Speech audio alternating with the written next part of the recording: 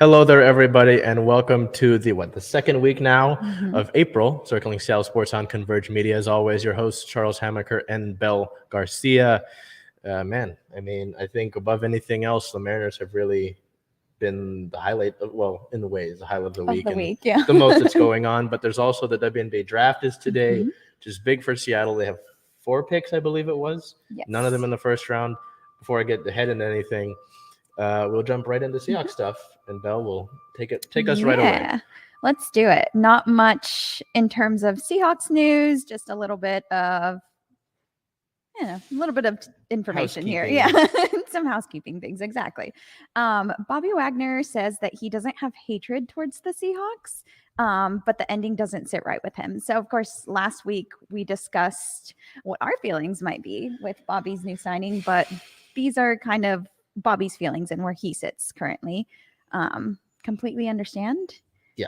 Has he stated whether he's excited to play with the Rams or anything? I think the comment was made that kind of went maybe a little viral, was the fact that playing Seattle twice a year wasn't a motivating factor, but it was the cherry on top. So at the end of the day, again, he's somebody that, like, if it wasn't that he wanted out, he wanted to trade, send me to LA. It was, you were cut. I guess if I'm Bobby Wagner, right? I was cut. He can go anywhere he wants. He's going back home to SoCal. He was born in Ontario, California. Mhm.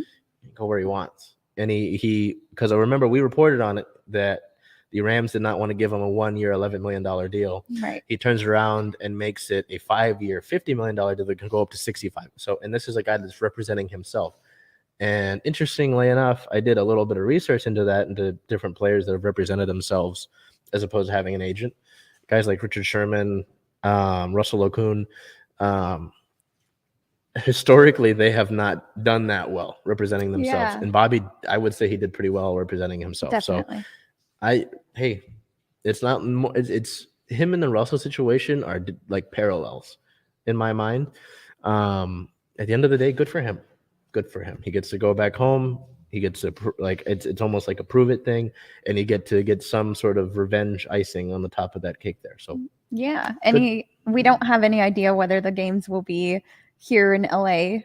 Are they normally one there and one here? Yeah. That's what I figured.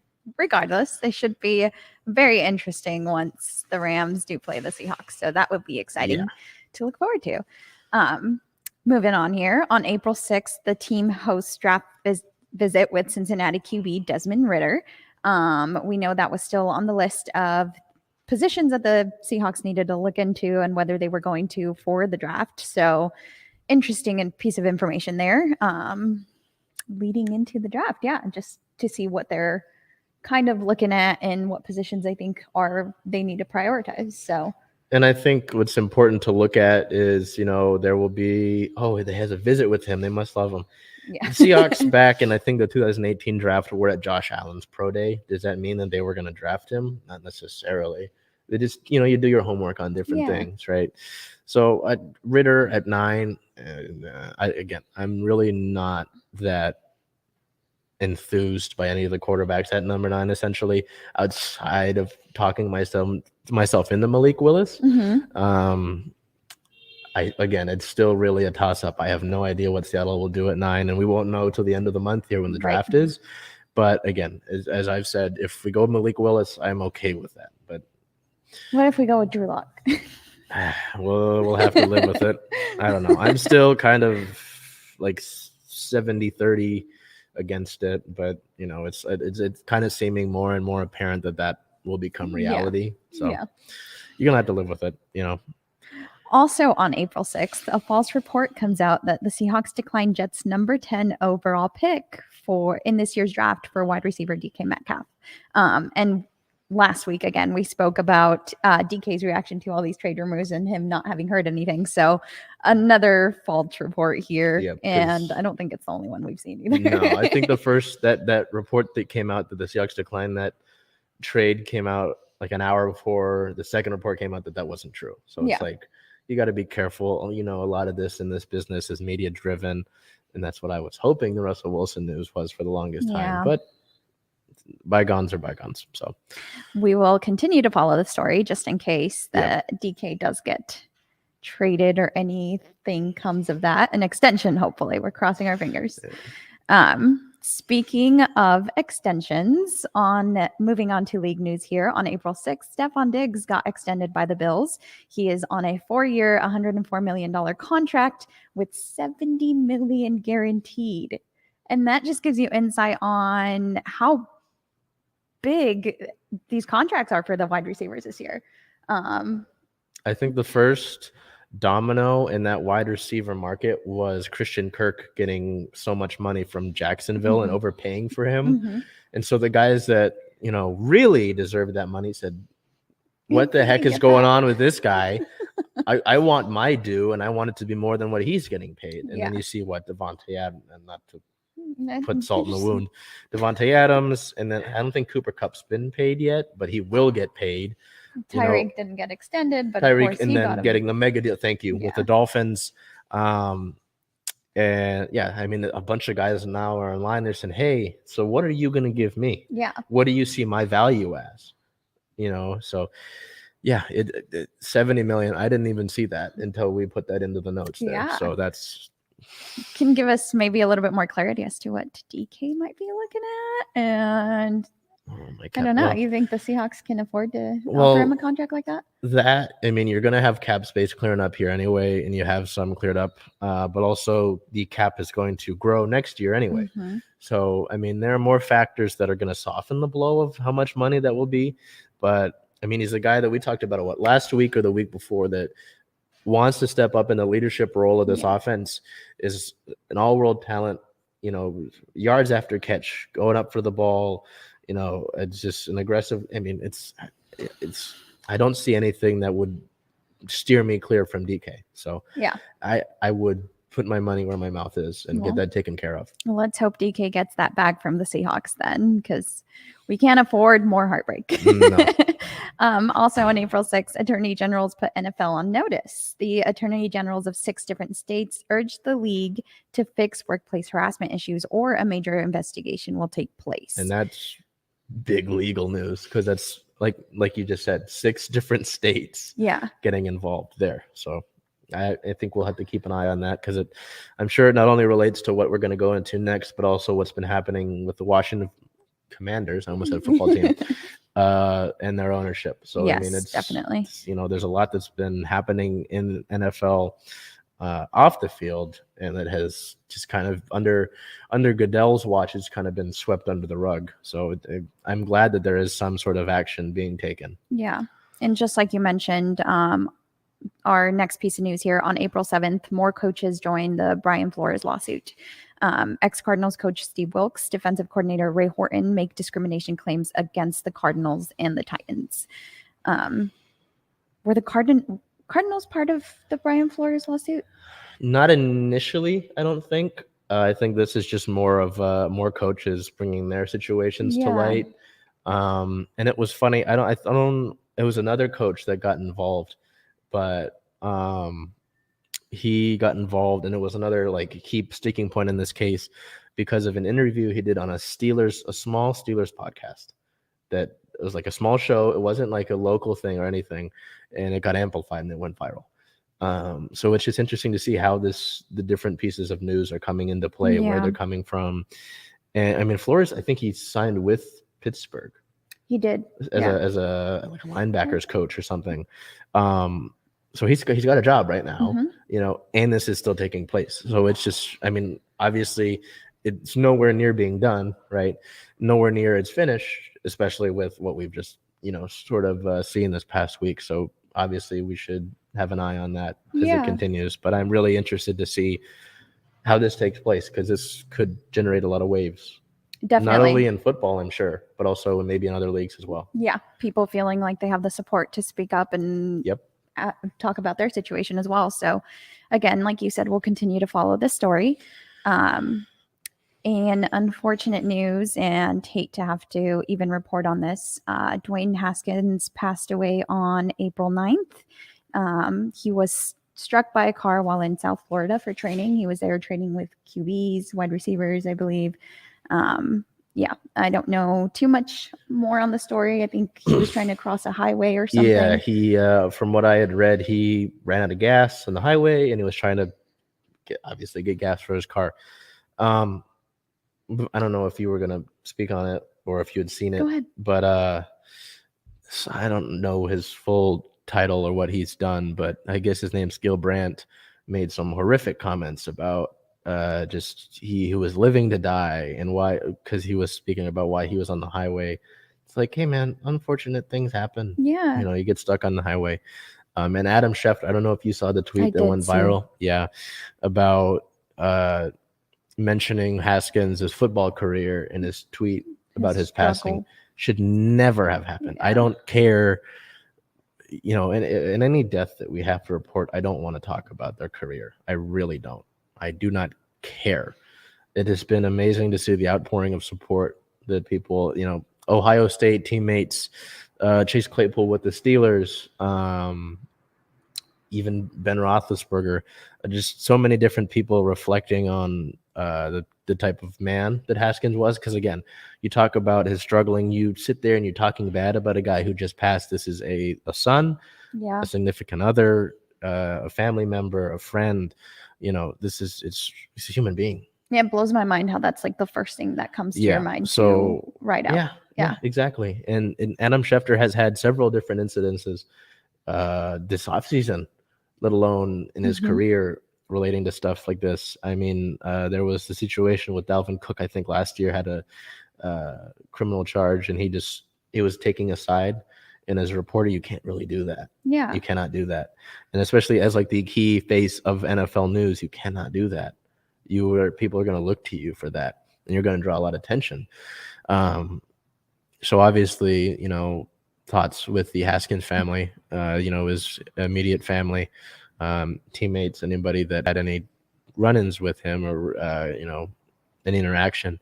But it is shameful to see the way that some people reacted to this. It's insane to think about that. Like you were saying, the first thing you think about was his football career. Right. The man has passed. I really do not give a shit what he did on the football field. I do not care. Yeah.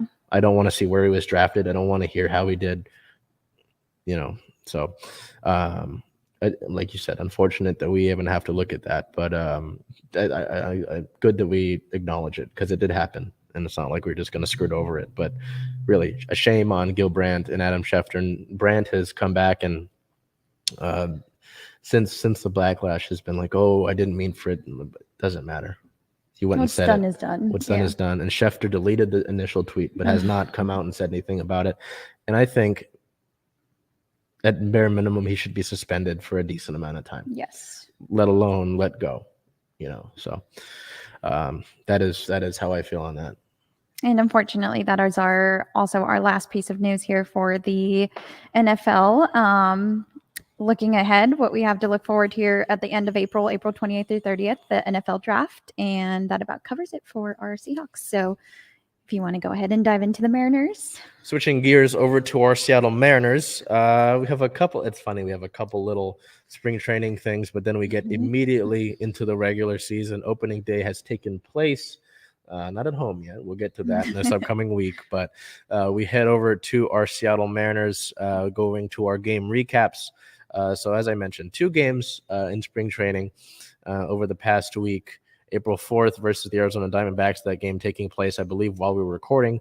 A win 6-3. Played the game. Nefi Castillo going 2 for 4 with a run and 2 RBIs. And then the 5th, the final spring training game of the season, at the Cincinnati Reds, losing that one 9-12. Player of the game, Cesar Izturis Jr., going 2 for 3 with a run, 3 RBIs, and being left on base twice. The Mariners finished spring training with a 9-7 record. So I don't buy it. It's like preseason football. I don't ever buy into the record, you know. Yeah.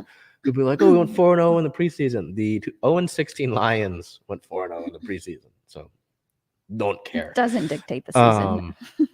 So we head over to the Mariners opening series against the Minnesota Twins on the road, which got delayed a game because think about this. April in Minnesota.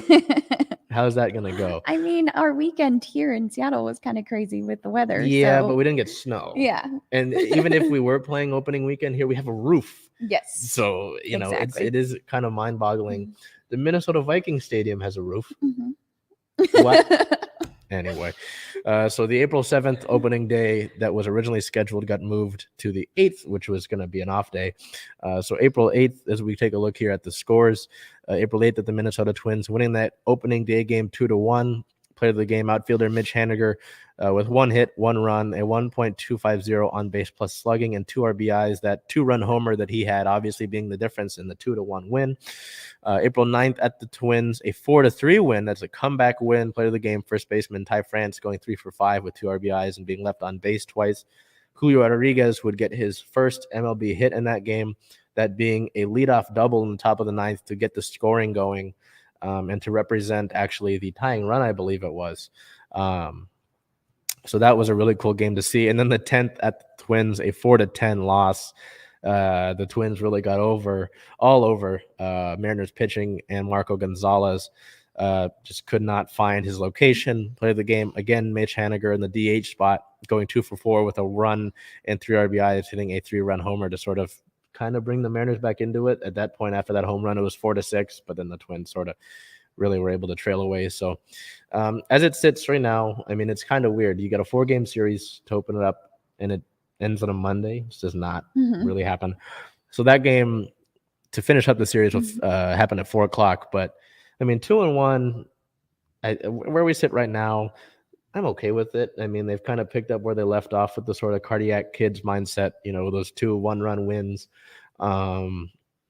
So I liked what I saw from Robbie Ray. Had a good outing, didn't have his best stuff. So if he's able to hold the Twins to a 1-run game and not have his best stuff, I think that's a positive sign. Logan Gilbert looked shaky at first in that April 9th game, but it was able to really calm his nerves and start using his secondary pitches, which he'll need to do if he wants to go deep, because he really relied heavily on that fastball last year, and you can't do that because people adjust. But so far, I'm okay with it. There are some things that need to, be adjusted and worked on. But baseball is a game of 162 games in the regular season, and we're 3 games into it. Yes. So I'm not going to sit here and freak out too much about anything. So we'll switch over to our Player of the Week segment this week, which has, as a little inside joke between Belle and I, has garnered interesting attention. I had Ty France at first base in 11 at-bats. He has 4 hits, which leads the team. 1 run, a double, 2 RBIs, 5 total bases, 2 walks, a 364 batting average, a 500 on-base percentage, a 455 slugging percentage, and a 955 on-base plus slugging. And Bell's pick is not a bad pick either. I want you to take a look at that for me. I went ahead and went with JP Crawford, who had 8 at-bats, 3 hits, 1 run, 1 double, 4 total bases, 2 walks, a .375 average, a .45 on-base percentage, a .500 slugging percentage, and a 1.045 OPS. What is on base? There we go. Oh my God, totally lost it. Yeah. For a while, I didn't know the acronyms either. It's all right. But yeah, I mean, JP, both of those guys, it's funny. It's kind of like when JP signed his extension. We'll get to in a second.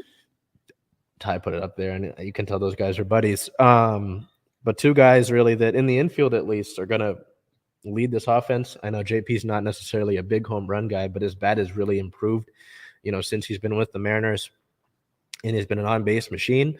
Ty France is a guy that, is kind of known for his offense when we acquired him in the trade with San Diego, and it's really performed well defensively. So guys that were kind of parallels of each other, JP Crawford, really good defense, bat's growing. Ty France, really good offense, gloves growing.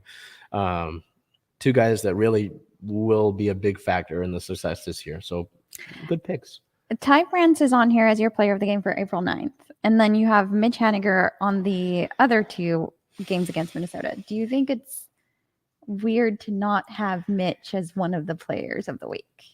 In a way, yes. I mean, if we're looking at it, I always looked at player of the game things 2 different ways. Like when we did the podcast, when I had like Bennett or Omari on it, and we'd look at player of the game, Bennett would go for like the feel-good story of the week, or big moments.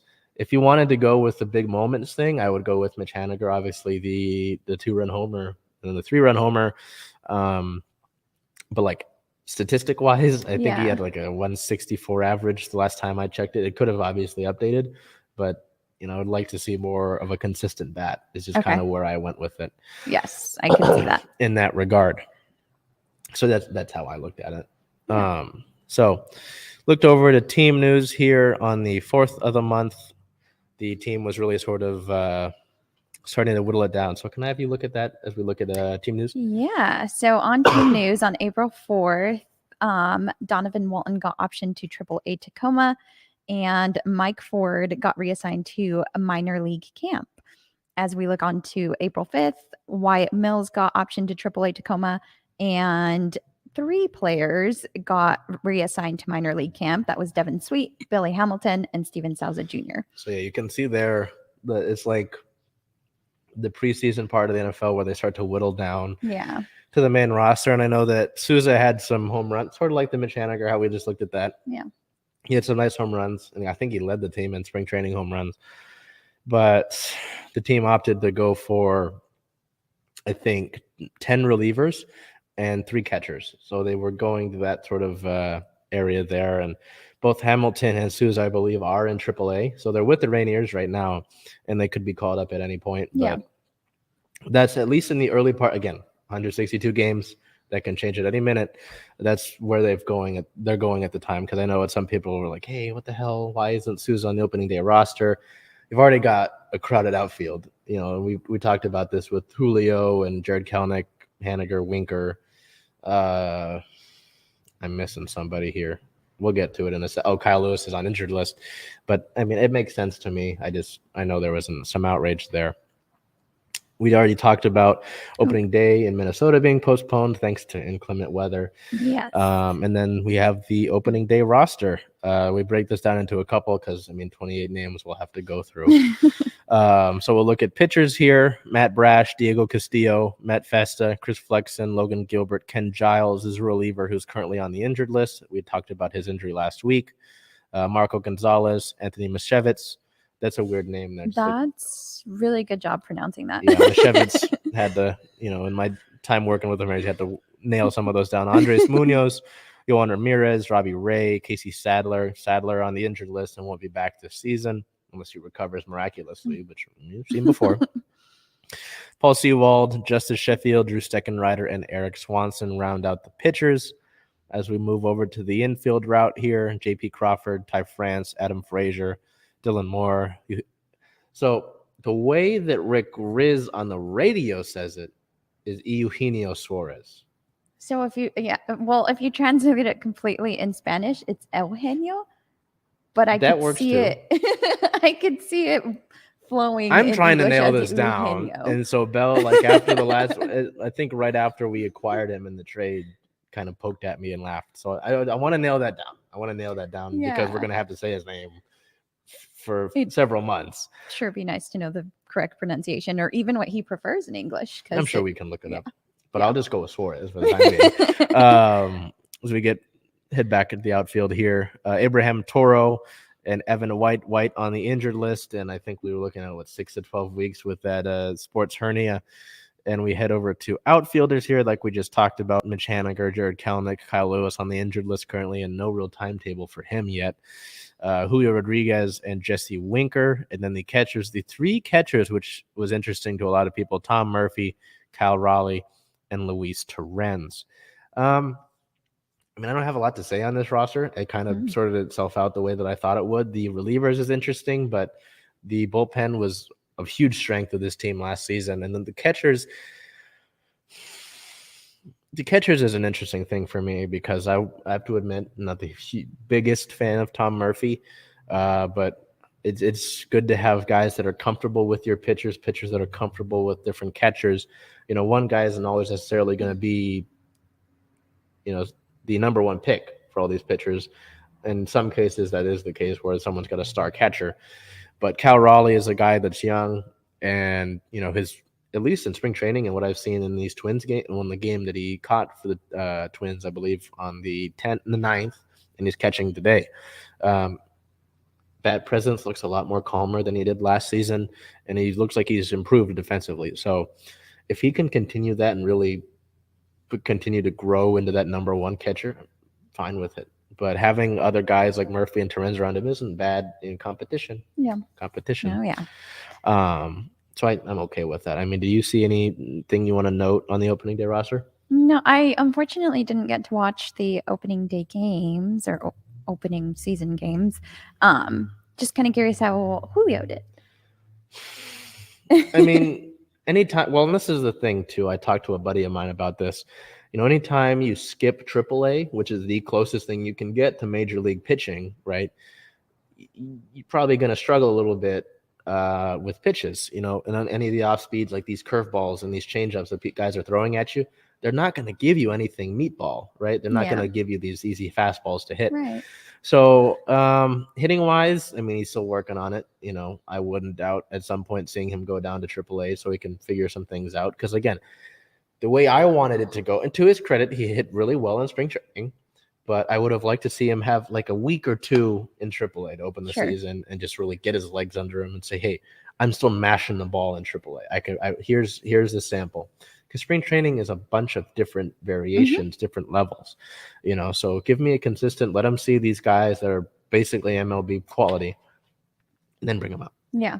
So the bat's working on it. That double in that game on the 9th was huge, and props to him on that.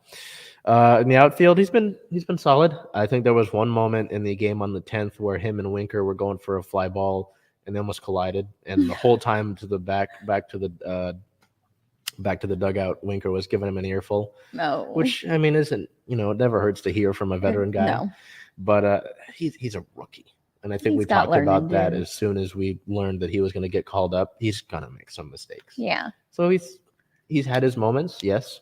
And it was really cool. I know you didn't see it, but I'll show you the video when we're done with this. They had a camera on his family the whole time because they flew him in, and he got his first hit in a big moment too, and it was really cool. So I think Julio will be fine. I think he'll be fine. It's just he's a rookie. Adjusting. Yes, yeah, exactly. So I think he'll be fine. And then the potentially biggest news outside of actual opening day happening was that on the 8th, the Mariners extended their newest team captain with Kyle Seager gone and their Gold Glove shortstop JP Crawford earning a 5-year, $51 million deal beginning in 2022 and extending through the 2026 season. Crawford, an AL Gold Glove finalist in back-to-back seasons, winning in 2020. Probably should have won last year. But a guy that really has taken sort of the leadership mantle up, and I think has kind of been passed down to him. And it's just kind of the face of this team right now, I would say. I know Julio's gotten a lot of burn. Robbie Ray is a big acquisition, but a guy that has really, I like, he's really been the face. He's been the face, and he's really put himself out there and told this, just been the front man. So getting him locked up long term and showing people that, hey, if you put in the work with us, we're hopefully going to put our money where our mouth is. Obviously there's a few guys like Hamaker, some people would like to see extended. But a guy like JP who you would like to be around, who's a good clubhouse guy who the fans love, I think it's a solid move. And you're not 5 years, 50 million. I think that's perfectly reasonable. Yeah. I think that's perfectly reasonable. So good to see that get locked up. Good to see JP, going to be here for a bit. I think, again, outside of actual opening day taking place, that is a big move. And I know that a lot of people wanted to see the money shelled out a little bit. And I know that's not a huge deal, but I think it was a key important move to keep part of your core locked up. So that is it for Mariners news. And we will look over to league notes. And Belle, what do we have? We have a couple of things for league notes. One of them that we joked about before we started, but what do we got going on over there? We'll get there. On April 4th, there was a new tribute in place for a Jackie Robinson Day. For the 75th anniversary of Jackie Robinson's debut, all players will wear a Dodger blue 42 on the back of their jerseys. So that would be opening day of April 15th.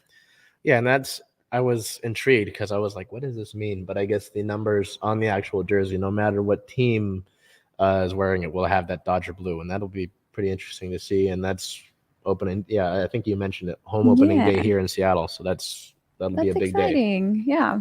On April 5th, the MLB allowing teams to use electronic pitch signaling devices this season to deter teams from stealing signals. So I joked with a friend that this is just going to be an Apple Watch.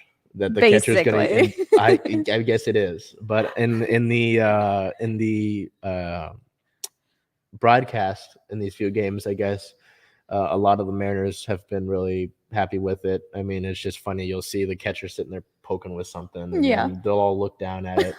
And I mean, at the end of the day, if it helps get rid of sign stealing, and it makes the game more efficient, I don't see why not. So that was I like that move. I was okay with that. Yeah. Moving on to April 6th here, the news we have is Sabathia gets role with the MLB. Former Yankees star pitcher has been named a special assistant to the commissioner in a role developed specifically for him. So this was not there prior to.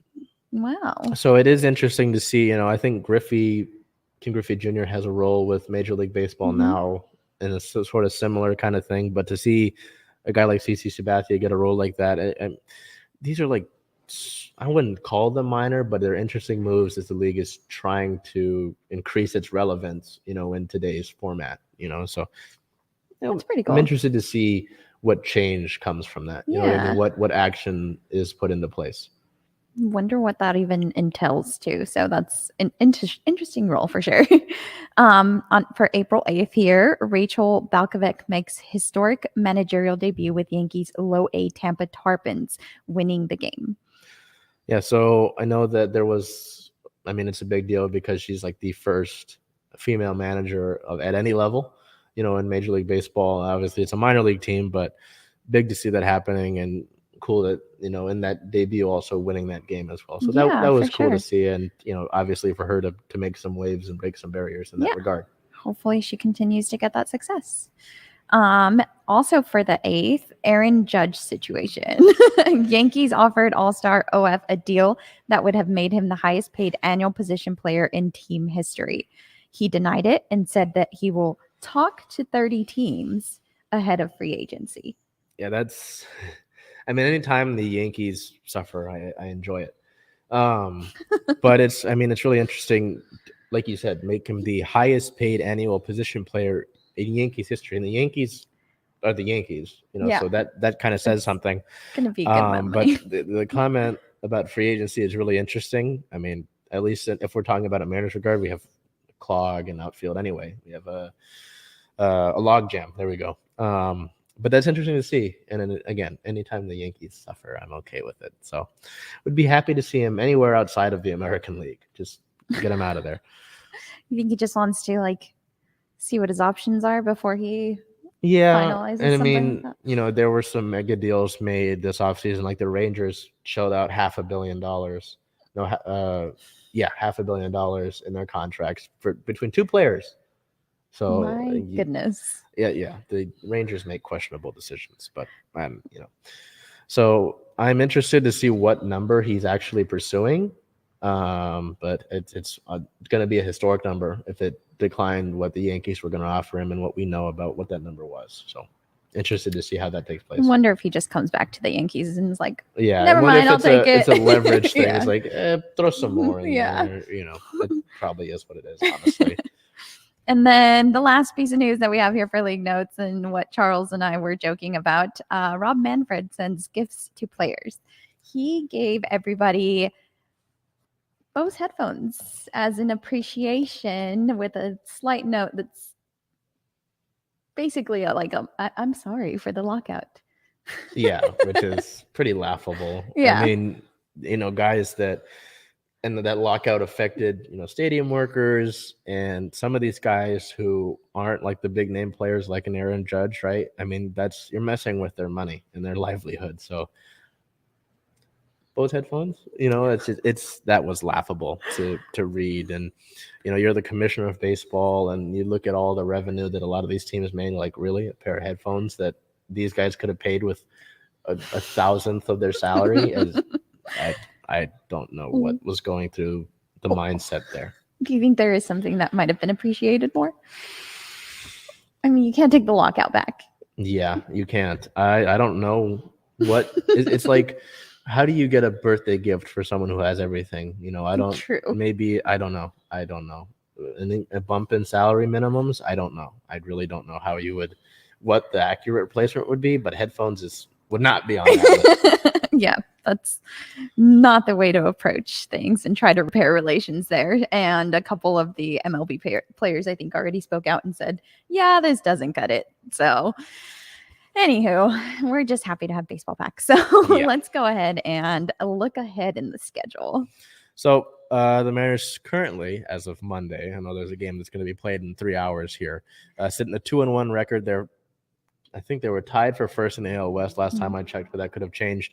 Looking ahead, they will play a 3-game series against the White Sox outside of their game against the Twins today, April 12th, 13th, and 14th. The 12th game at Chicago being a 1:10 start, the 13th game at Chicago being a 4:10 start, and the game on the 14th being a 11:10 a.m. start, so that they can head out back to Seattle. I know that there were reports of potential tornado warnings in Chicago, so that series might get affected there. We might see a doubleheader or something so that they can get those out of the way. And then the first home opening series of the year for Seattle, the first since that incredible last homestand here at T-Mobile Park, April 15th versus the Astros, a 6:42 p.m. start time. That is the home opener and Jackie Robinson Day. April 16th versus the Houston Astros is a 6:10 start. And April 17th versus the Astros, that Sunday, is a 1:10 start. If you plan on going to the home opener on April 15th, obviously it's Jackie Robinson Day. And I don't think we need to necessarily expand on Jackie Robinson. His story, instrumental to baseball itself, you know, and the evolution of the game itself. And I would like to, I guess, see more. I mean, the numbers thing is going to be cool, but, you know, I guess more like from the league I know last year there was a donation that Major League Baseball made so that a lot of players, younger players like kids, could afford the game, because baseball's not a cheap sport. You got to buy a bat, you got to buy a glove, and those two are expensive on their own. You got to buy a uniform, you got to buy balls if you want to practice on your own. You got to travel if you want to, you know, get to the major league level. At some point, you're going to have to play club baseball, and that's several $1,000s to get into a club baseball level.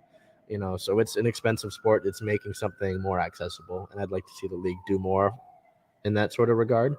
I know the Mariners have done some great things with like the Hometown 9 here in Seattle, and they're working on something new I saw on their broadcast. But also on Jackie Robinson Day is a bobblehead day. If you care about the bobbleheads, it'll be Ken Griffey Jr. Wearing the 42 on his back. Which is kind of a cool statement. And for Griffey to do that and be part of something like that, to start wearing the 42 is a really big deal.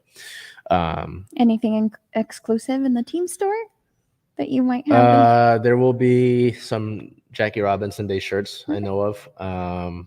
And it's, I forgot the design, but there will be a shirt at least. Outside of that, I'm not 100% sure.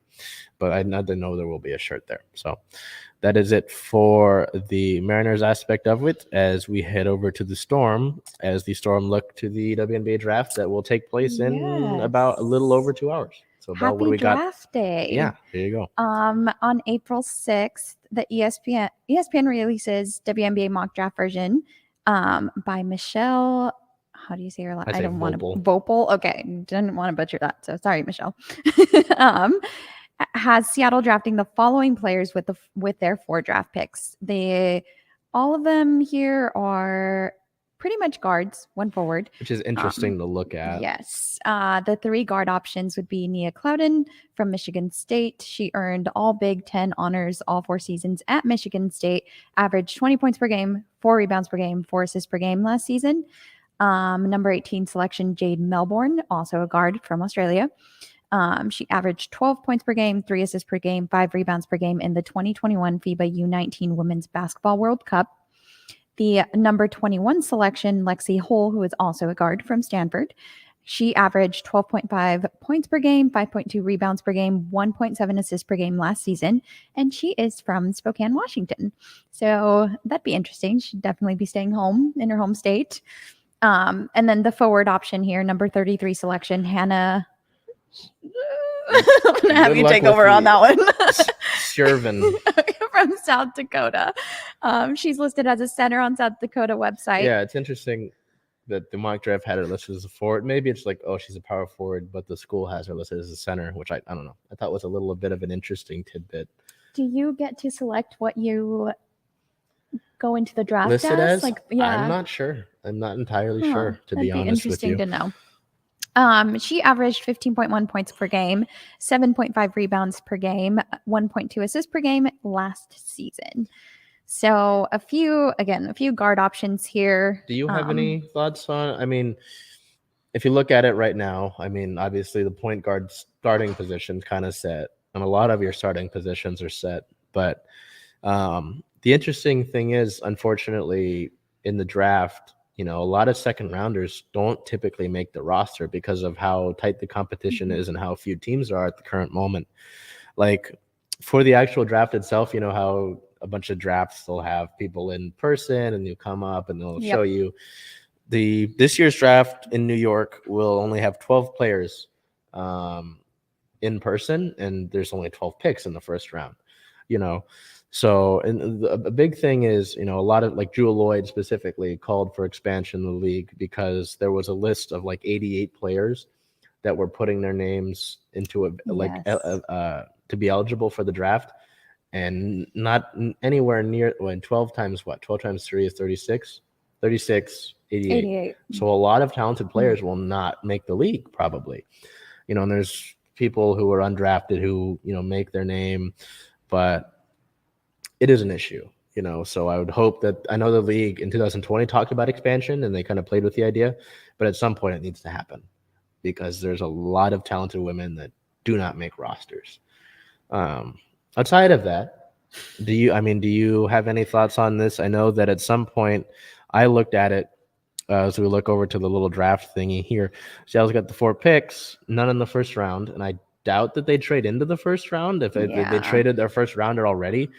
I looked at it as, you don't have, I don't think, an heir apparent, the point guard position, to usurp Sue Bird on the roster necessarily, because I think we talked about it. Sue Bird's going to retire at the end of the year. Brianna January is retiring at the end of the year. I mean, Jewel Lloyd could play the point guard spot and could take over there, but maybe she wants to just stick in her spot as the 2 guard. So that's where I look at it. She's on a 1 year? 2. I think she's a 2 year. Okay. I think Stewie's on the 1 year because of the overseas contract situation that we've talked about. And I think Jewel came back on the 2 year. So she's on the 2 year. Let's maybe see how things go, right? Yeah. See how that's reconstructed. But we look back at the draft here. Second round picks, again, not guaranteed to make the final roster. The draft taking place today at 4:00. And so, I looked at an heir apparent at the point guard position and an interior force. I know we signed Jontel Lavender the other week. Ezzy Magbagor, we'll get to her and what she was able to do, and Mercedes Russell on the roster. But I don't, necessarily have. I don't know if you'd want, have another big in there. How do you look at the draft, just with where the roster sits right now? So, just like you said, I don't know about the guard position because we don't know what they're hoping. Who they're hoping will take Sue Bird's place just yet. There is someone that's gonna need to take her place. Yep. So I kind of understand why not have another option just in case, or even just someone to once Sue Bird leaves next season to be a backup for whoever does step into that starter role. But because you're gonna lose 2 guards that are on the roster right now, and I know that somebody that I keep playing around with the idea of who's going to be a free agent at the end of the season is Kelsey Plum, who went to Washington and has had a lot of success in the last few years with the Aces, coming off as a 6 woman. That's how I would look at it. But I'm interested to see, because we talked about it all off season with Tina Charles and these other potential, and Noelle Quinn talked about her plan and what she's got. We have no idea what that plan is. Yeah, could it be someone? I mean, Kelsey Vandersloot. I could be wrong. I could have just said that name wrong. We'll get that right. Vandersloot is from Kent, and she signed a 1-year deal with Chicago. So could it be, hey, I'll be in Chicago, and then as soon as Sue Bird retires, I'm coming over. I'm really interested to see Courtney Vandersloot. My apologies, Courtney. I'm really interested. I don't know if they'd plan on doing something in the draft. It's not going to be anyone in the first round, I imagine. No. Because again, you traded out of the first round. So yeah. Well, and if Hannah can play forward and center, I mean that some versatility is never bad, So you've got Gabby Williams and Stewie in sort of the two starter forward spots. Yeah. So if you can having some flexibility on the bench, it's never a bad thing. And as we talked about, having a good bench on championship team is going to be a thing, So yeah, maybe if this is actually a possibility, they play her on both and see where she thrives more. I don't know. That's interesting. Just definitely interested to see where we go from here, because like we've been talking about, we don't want the big three to feel like they have to do everything. So, and with some of the success that our other Storm players have had overseas, it kind of makes you think that they might be able to carry some of the load. So it gives you hope. And I don't know. I guess we'll have to wait and see until at 4:00 today. It is interesting because, I mean, if we look back at Clouden, right, with the number 17 pick that we've got, because 17, 18, 21, 33. Clouden, 20 points per game last season with Michigan. And point guard really, with Sue Bird as a starter, has not been a spot that produces a lot of points. She, in the last few years has not been big points person. A lot of assists, and just having that mind on the court is great. But you're getting a lot of that production from the 2 spot. And depending on Brianna Stewart, probably the 4. I know that a lot of time, Katie Lou Samuelson down the road of the season was picking things up. Stephanie Talbot, as a sharpshooter. Just consistent offense is what I'm concerned about. But with what you're talking about with overseas play, Gabby Williams has kind of eased a little bit of that. I'm excited to see how she does. Yeah. But the draft it's funny because even on Twitter this morning, people were like doing mocks. They're like, it's just such a chaotic time, and you never know. So I'm really interested to see where we go, and by the time that this is out, we will know we'll be getting close to what's actually taking place. Yeah. So I'll let you continue there with Storm news. Yes. Moving on to some more Storm news here. On the 7th, they announced their 2022 local broadcast schedule. In partnership with Fox 13, they will broadcast 28 Storm games locally this season. So that's exciting. I can't remember how many games it was nationally, but I don't think it was 28. I think it was less than that. Yeah, some of the primetime matchups like against Vegas or the reigning champs in Chicago. So there's I think 4 to 6. They're going to be on the Disney partners of ABC, ESPN, ESPN2 or something. Yeah. So this is exciting. If somewhere you're you locally, can go and watch it, if you're local, that is. Yes. So again, locally, 28 Storm games will be broadcasted. On April 9th, Ezzy Magbagor wins the WNBL championship with Deakin Melbourne Boomers. So congratulations to her. We're excited to see some success for several Storm players here in their overseas. Losing the word. Overseas. I guess it's on off season in a way. Off season. But I don't have another word for it. And then also on April 10th, Gabby Williams wins the EuroLeague championship with Sopran basketball. She was named the EuroLeague Women's Final Four MVP, averaged 14.5 points, 5 rebounds, 4.5 assists, and 3.5 steals. And I think I was reading that she was also an important key for their defense. So it's exciting to see that she's doing things all around the board here. Yeah, because I know when the team lost Alicia Clark in free agency a few years ago, you lost your defensive stopper. And now obviously you've got beyond January, but like we've doomsday thought about the Mercury and Chicago, you're going to need defense all over the starting 5.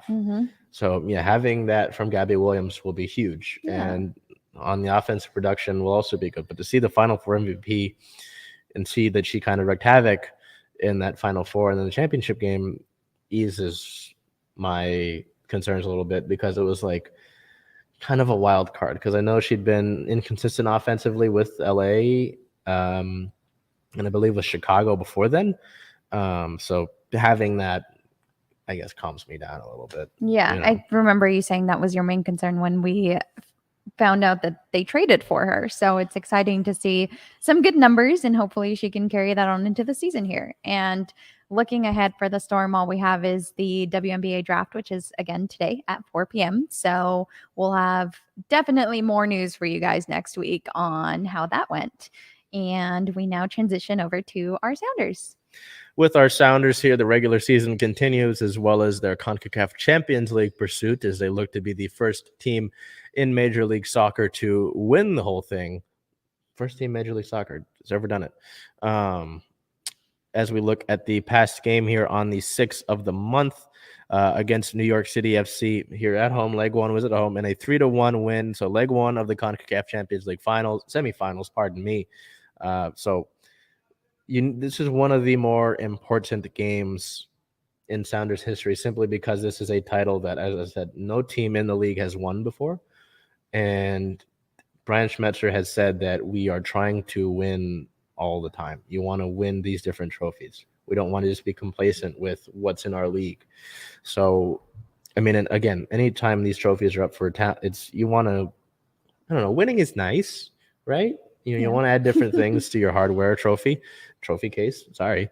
But they did so in a big manner. The one goal was kind of a sloppy thing that they can correct, but to have a 2-goal advantage heading into League Two is important, because I think I've said it in the legs leading up to this. When you played in round one, you had a 0-0 draw, and then you win the next game 5-0.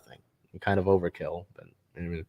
And then you go into the next round of it, and you open it up, I think, with a 3-0 win, and then the next game you win. I think you draw 1-1, but since you've got the 3-goal advantage, you win.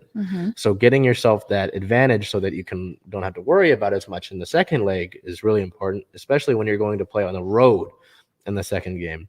And it's interesting because I said New York City FC, right? Yeah. But because their home stadium is not up to the CONCACAF Champions League code, they're playing in a different stadium in New Jersey. Because their home stadium wasn't up to code, which I think is kind of funny. But do we know why it wasn't? It might be a capacity thing. Okay. It might be facilities wise, but it just wasn't up to their specified code, which is kind of funny. So that game will be in New Jersey. It won't be in New York. It'll be in New Jersey. But player of the game for that win over New York City for Jordan Morris with a goal, an assist, a 79% passer rating, pass completion percentage. My apologies. We're not in football.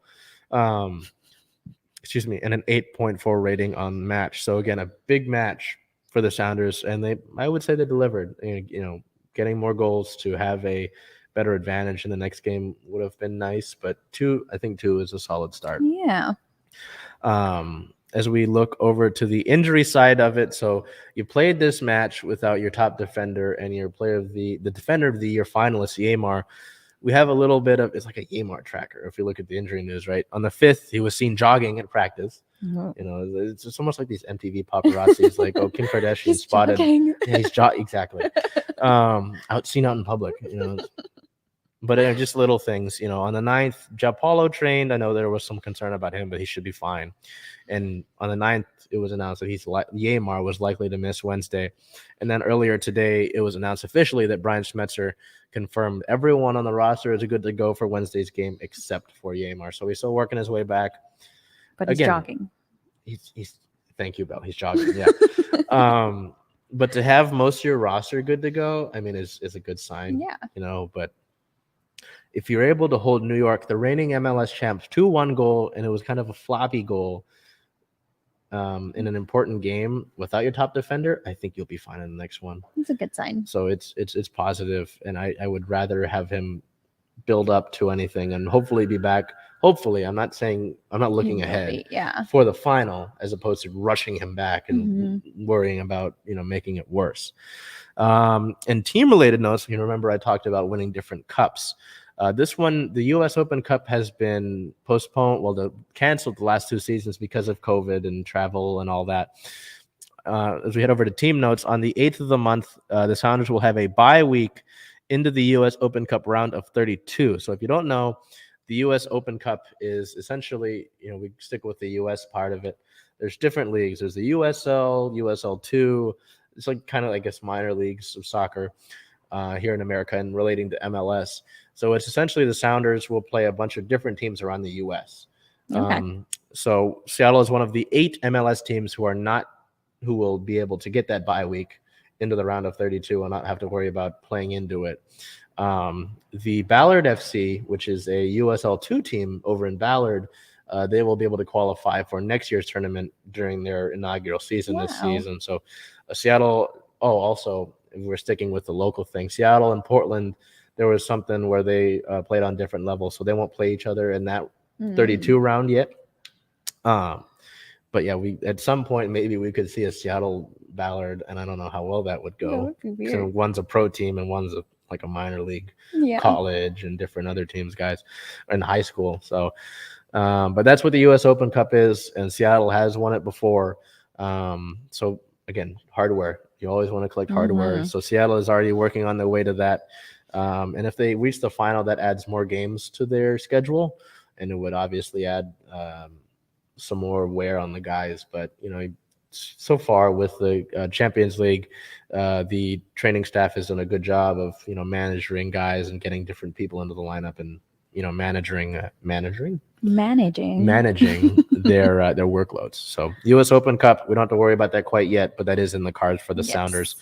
Looking ahead, the big thing that's really important that still matters is we had shift our focus back to Champions League, CONCACAF Champions League. The second leg is on April 13th at New York City FC. That is in New Jersey. Again, not in New York, in New Jersey. That's a 6 o'clock start time. That is the second leg. And the Sounders still lead by 2 goals on aggregate. And for your information, in the final, away goals don't count as a tiebreaker anymore. So if the tiebreaker aspect of it in the final will be gone. But we don't want to worry about that until we actually get into it. So April 13th at New York City FC. Like with all of the rest of the CONCACAF Champions League game, that should be on Fox Sports. And it probably won't be on any of the local television networks, just for your viewing awareness. As we look over to our Seattle Kraken, who, similar to the Mariners, had a top prospect called up, but we got some games to look at before we get into that. On the 6th, the Kraken played in St. Louis against the Blues, as the Kraken faced the Music, losing that game 1-4. Player of the game, defenseman Will Borgen, with 1 assist, 1 point, a 1+-, 4 shots on goal, 3 hits, and 1 block on the day. Heading over to Chicago on the 7th, they played the second game of a back-to-back there in Chicago, winning that game 2-0. Pardon me. So getting another shutout on the year. Player of the game number 1 would be goaltender Philip Grubauer, recording 29 saves in the shutout. It would be his second shutout of the season and his 20th of his career. He is now in second place for shutouts by a German goalkeeper in their career, which is just a little tidbit, I guess. Yeah, that's cool. And then the second player of the game for that one would be forward Jordan Eberle, with 1 goal, 1 assist, 2 points, a 2+-, 4 shots on goal, and 1 hit. And then Seattle would come back to play the first of a home-and-home series game, which they haven't done all season. First game didn't go well. April 9th versus the Calgary Flames, who are sitting at first in the Pacific Division, losing that game 1-4. Played the game forward Carson Kuhlman with a goal, a point, and 3 shots on goal. So St. Louis and Calgary are 2 playoff-bound teams in the Western Conference. I expect you to play tough games against them and probably not come out with victories. Yeah. But the shutout was nice against Chicago, and the Kraken take the series win over Chicago this season. So that's good to see, and a shutout's always nice. As we head over to team news and kind of the real major importance of this week's news with the Kraken, before we get to it, and I don't want to put anything down on Cale Fleury, but on the 5th, the team recalled defenseman Cale Fleury from AHL Charlotte. He is Hayden's brother. And then on the 8th of the month, we had some speculation as Michigan hockey's season ended that number 2 overall pick, Matty Beniers, Michigan alternate captain, was likely to sign with Seattle soon. Could join the team as soon as Saturday the 9th, potentially, because Michigan season ended and it's basically all right. Yeah. I got nothing else to do. On the 10th, it was made official. The team signed Beniers to a 3-year entry-level deal. Beniers was the 2nd overall pick, as I've mentioned, with the team's first NHL draft pick back in July. He's the first pick to join the franchise, and he will wear the number 10 that he has worn down in Michigan. And he was playing in his first game. He was at his first practice today that took place just a few hours ago. Had his first practice in front of the fans, and there were some notes from the press. Nobody gave a concrete answer when we might see him on the ice with the team. But his family will be in Calgary tomorrow. I guess maybe says something. I mean, obviously he's in game shape because, like I said, the season ended just a few days ago. Yeah. Said that the reception that he got from his new teammates has been great. A bunch of them reached out as soon as he signed. His family will be in Calgary, and they're excited to check out Seattle. Dave Haxall said he can't say enough about how impressed he was with the type of person that he is, saying he's got a real nice balance of respectfulness and humility to him. He urged the media to slow down and stressed that the big thing for Beniers is to get comfortable in the dressing room and the environment with his teammates. So that makes sense. But it is interesting to note that in the practice lines, so I don't know if you know this at Bell, but we'll run through lines in hockey. First line obviously is like your starters, and you go down, there's 4 lines in hockey. They had him practicing in the third line, which it makes sense. He's a rookie, right? But they had him practicing with alternate captain Jordan Eberle and Ryan Donato in that third line, which is it's interesting to note because you kind of like with Julio Rodriguez, right, and Jared Kelenic last year, I don't want to rush him. I want him to be ready, like we talked about with rookie mistakes and being ready. So I'm interested to see how that takes place. But obviously there's a lot of excitement. This is the number 2 overall pick in last year's draft. He's a guy that is kind of looked at as like an all-tool player. I know that there were some concerns about him going into this season about not scoring enough and his ability to score. And what does he do this year? He scores a bunch. So the passing is there. He's a solid, he's 6'1", which not a lot of there's funny looking at the heights of these guys. Not all of them are that tall. He should be a real joy to have, and he's kind of looked at as the future of this franchise. So I'm really interested to see whether they sort of ease him into this or how they do things with him, because there was that quote about making sure he's comfortable in the locker room. So how many games do you think you keep him out of at the beginning to let him adjust into things and, just like you said, just not make as many rookie mistakes, I guess? I don't know. It's interesting because, the comment about his family being in Calgary is interesting. Yeah, it makes it seem like he's But if you gonna play. Are you putting me in the coach chair? Is that what you're doing? Yes. Seeing when do you play him? Well, because I talked about entry-level contract, right? If the team is kind of like service time in baseball, if you had decided to not sign him this year, he would have 3 years available on this contract next year. But you're going to burn one this year with a month left to play. Well, a little less than a month left to play. I figure if you're going to do that, he's going to have to get some experience, right? So that's a logical way of. Let's look at the schedule. I would say maybe that first home game back on the 16th. Get him in front of his home crowd. Let him settle in. There's 2 games on the road here. Both of them are in a back-to-back.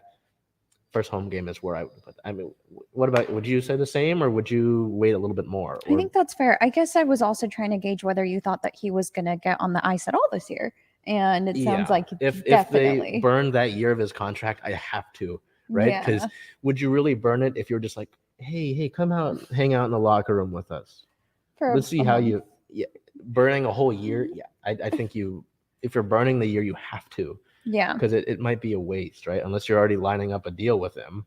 Right. An extension, So just also for reference, and we look at league news, on the 8th, the top pick in the 2021 draft signs. Owen Power signed a 3-year entry-level deal with the Sabres. He was drafted first overall. So the Sabres, too, are burning that first year. And it'll be interesting to look side by side, right, to see when Power gets into his first game. Yeah. But yeah, that's I'm going to put it right now. We're going to put it in. What day is that? The 16th? The 16th. Versus New Jersey.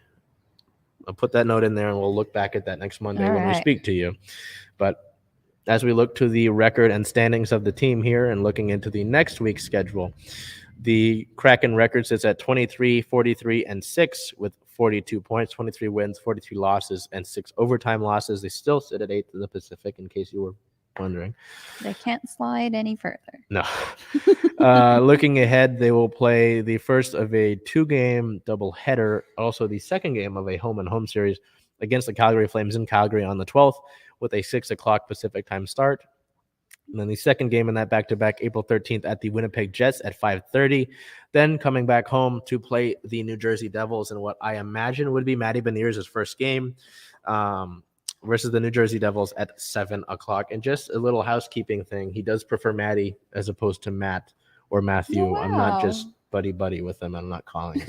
That's just a little housekeeping note as well. So we will head over to the Reign here, Belle, and why don't you take a look at, I mean, it's not much. Nothing for game recaps. Some international recap, some international week stuff, but we have something going on. Team news here. On April 7th, Fallon Tullis-Joyce earns NWSL Save of the Week for second week in a row. Her second award in 3 career starts with the Reign. The goalkeeper has played every minute in OL Reign's Challenge Cup campaign this year, and she has made 10 total saves across the 3 games. So, I mean, that's amazing. Save of the week, 2 weeks in a row is pretty big, but I have to be honest with you. I had my concerns because she played a few minutes in the last regular season game of the year last year and didn't play outside of that.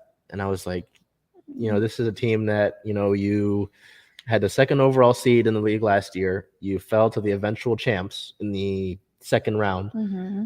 You should be reloading, right, to try and get an NWSL title, which you have not won before.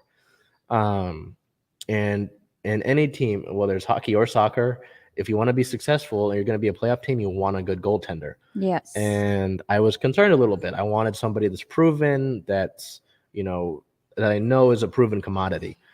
And I say OL Reign, the parent club in Olympic Lyon, they loaned a goalkeeper last year, Sarah Buhati, who my buddy in the press box called her liability because of her erratic play. Yeah, that's her name. But they've also got some other goaltenders on the roster that you could have maybe loaned over. Yeah. And those loans, big loans that happened last year, took place in April and May, so we could see that. But Tullis-Joyce has been playing really great. So I admit it. I was wrong.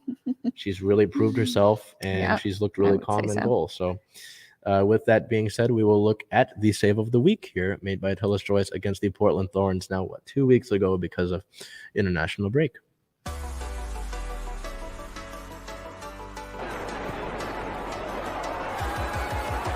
Cuica. Oh, excellent Tullis-Joyce.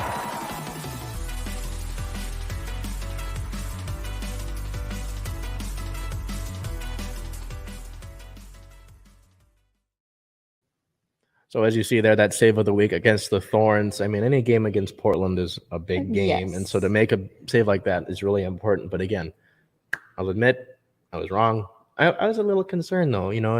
I would have, with similar to the Storm, right? When you're kind of have that championship expectation, playoffs should be like a stepping stone into the greater hope for that team. Mm-hmm.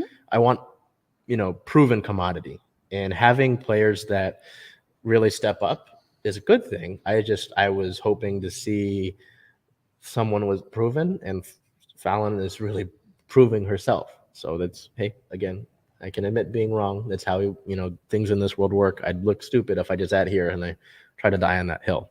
So it'll be exciting to look forward and see how many more she can rack up here this season. Yeah, I mean, 2 or 3. Yeah. Those are good odds so far. So what do we have? We got a busy week this week. What do we have for the Reign this week? Looking ahead, on April 14th, they will play the San Diego Wave, and that is a 7 p.m.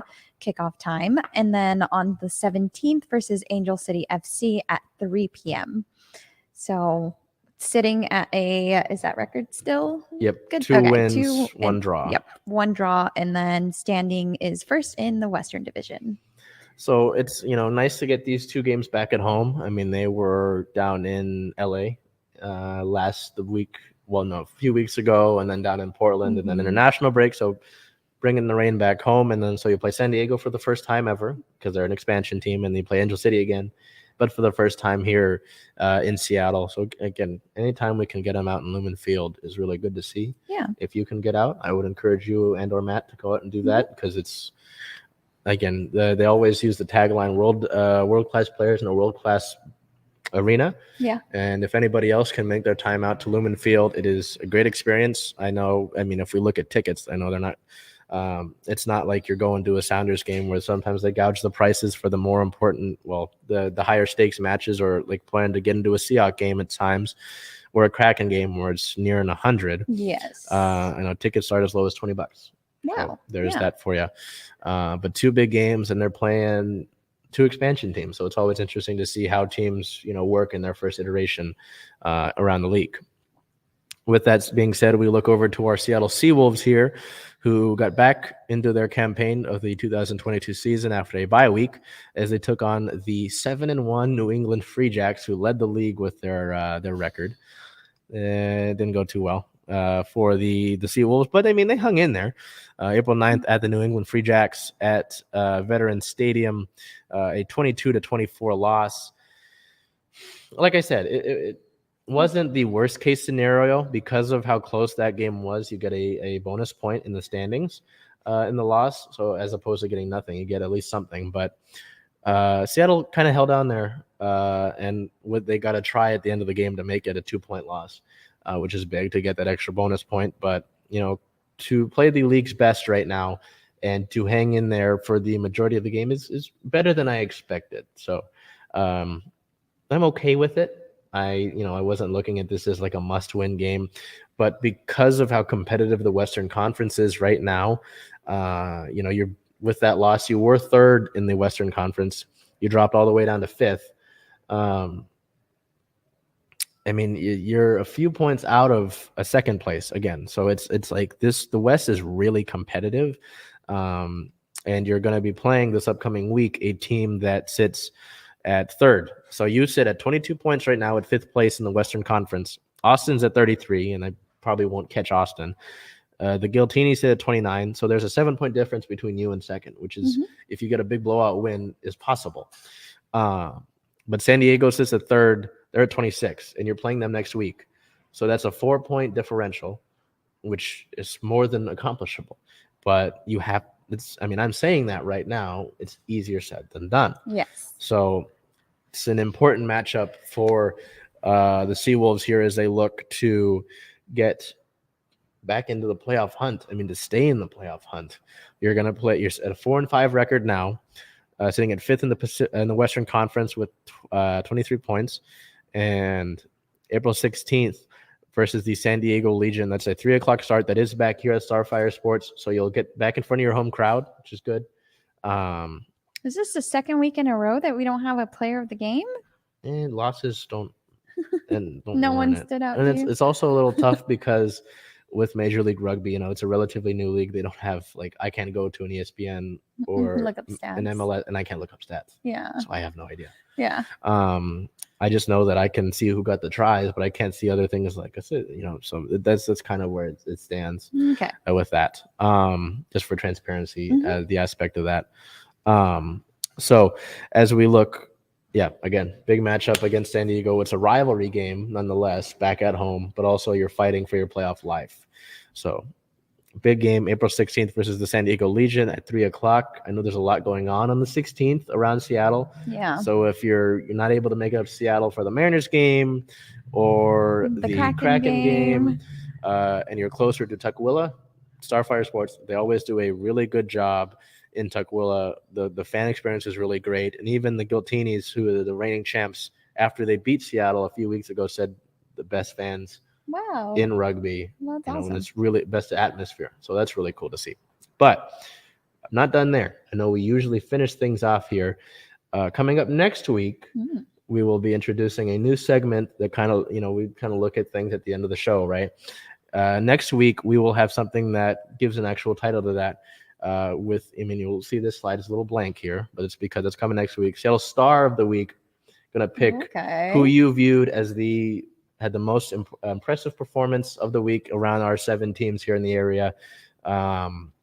impressive performance, maybe a really big game like Drew Lloyd drops 50, or really could be off the field stuff. But Seattle Star of the Week, we're going to introduce that next week with next Monday's show, and just didn't want to throw that on you too late, so we'll look at that next week with Seattle Star of the Week. I'm sure Belle will now be scheming some things up here, and we'll be looking forward to that. But with that being said, another sort of busy week. I know there's 2 things going on today. So with that being said, as you can see here, thanks to Salman, our director, always when you thank your directors here, you can follow us. These are our Instagram. You can point down to Instagram handles down here. If you want to follow the show on social medias, we are very, very active on those, and you'll get your news much more by the minute. Circling Seattle Sports is the handle for the Instagram. So if you want to follow the show on Instagram, Circling Seattle Sports is on the screen. Take a moment, pause. I might make a funny face while you're pausing it. On Twitter, it's Circling Sports. So take out the Seattle part of it, Circling Sports. And on Facebook, if you're on Facebook and you still use that, no shame to you, Circling Seattle Sports, same thing. We're much more up to the minute, and we're looking for it. Belle and I talked about it today, a lot that's coming up that we're working on, and you'll be up to date with the interviews that we do over on the channel, on the YouTube channel. We got a lot going on for you. So you have anything to leave us on? Or watch the WNBA draft. Yep, that is available on ESPN. That will be live on ESPN. At 4 in a few. By the time that this is going on, you can do the split screen. You got us going on in the WNBA draft. So like I said, like with that too, with the social media, we will have those picks when the Storm, or they trade. Maybe they trade out of it and they get a veteran, or they trade up higher. You don't know. We will keep you up to date with that on the social media site. So with that being said, as Belle mentioned, watch the WNBA draft when it takes place at 4:00 on ESPN. Just go into another tab and open that up. And thanks again to Salman. Yep, our director Salman, making us look pretty, all that, lights, camera, all the good stuff. Until we see you next week, take care of yourself, be well in this weird Seattle weather that we're getting this spring as per usual, and do your best to make today a great day.